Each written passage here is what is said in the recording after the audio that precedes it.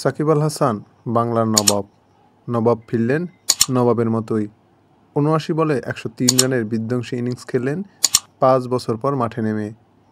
Zimbabwe সিরিজের প্রথম দিকে খেলবেন না, বরং নিজের প্রস্তুতির জন্য সাকিব আল হাসান বেছে নিয়েছেন প্রিমিয়ার লিগ। যুক্তরাষ্ট্র থেকে ফিরেই যোগ দিয়েছেন নিজের দল শেখ জামাল ধানমন্ডি ক্লাবে। মাঠে নেমে সফলতাও পাচ্ছেন ব্যাট হাতে। সেই ধারাবাহিকতায় ৫ বছর পর আজ পেয়ে গেলেন সেঞ্চুরি। গত ম্যাচে ৪৯ রান করা সাকিব আজ প্রিমিয়ার লিগে উপহার দিয়েছেন ঝড়ো সেঞ্চুরি। বিশ্বকাপের আগে ব্যাট হাতে সাকিবের এমন ফর্মে ফেরার আভাস দলের জন্য সুখবরই বটে। জিম্বাবুয়ের বিপক্ষে ৫ ম্যাচের সিরিজের প্রথম ৩টিতেই নেই সাকিব।